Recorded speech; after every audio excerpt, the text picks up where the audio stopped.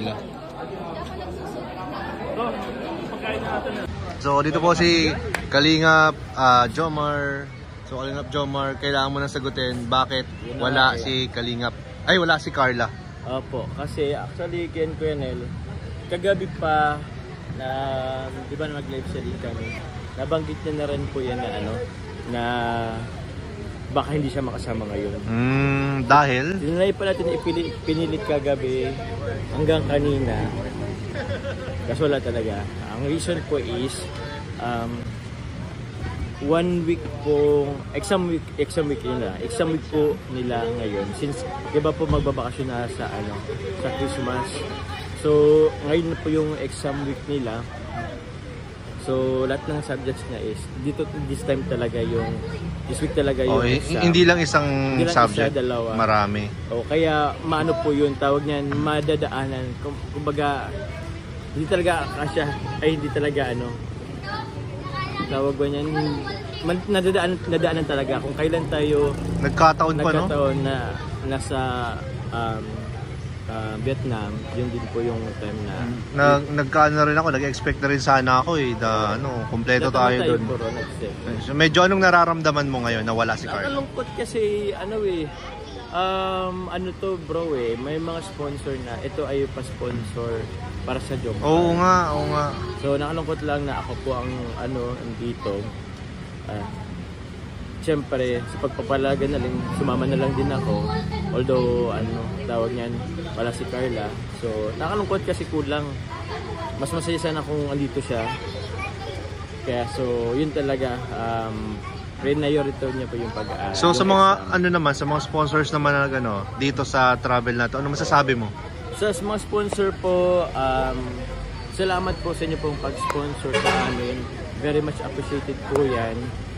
In behalf po kay Carla, pasensya na po kasi actually bro, excited din si Carla bro pagpunta Vietnam. Kaso meron po talaga tawag niyan, priority niya talaga ngayon talaga is yung pag-aaral, lalo at exam po.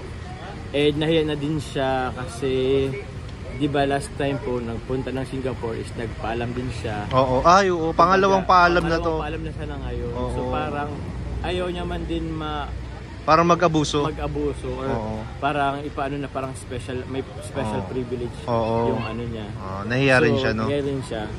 So yun po, I hope na maintindihan niyo po. Feeling ko naman bro, maintindihan nila yan. So yun, pasensya na po, pero appreciated naman po yun ni Carla. It's just that priority lang po niya ngayon sa pag-aaral po talaga. Yeah. So kung kayo man po nasa sitwasyon siguro ni Carla, di ba? Opo. So ayan, so ang priority is pag-aaral. So naipit lang din, Naipit lang din siya. Pero siguro marami pa naman next time. So anong mangyayari sa atin ngayon sa travel? Bro? Ganun pa rin bro. Siguro actually nakausap ko rin yung isa sa mga nag-sponsor po. Mag-enjoy na lang daw po tayo or siyempre.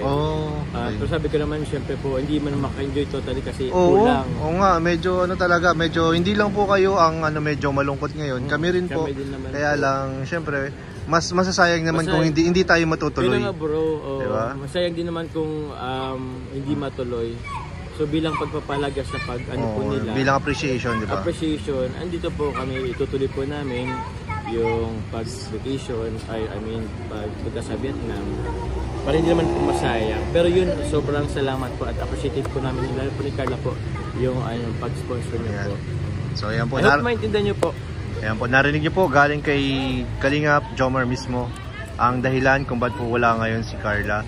So sana maintindihan po nating lahat. At syempre, huwag natin kalimutan po, suportahan ang ating ama ng Kalingap, Kuya Val Santos Matubang, at Edna Kalingap Rob, pati po si Kalingap Jomar, ating pong channel, Kuya Nel, at lahat po ng ating Kalingap partners. Ayan. Thank you po. Thank you. Salamat po. Thank you po.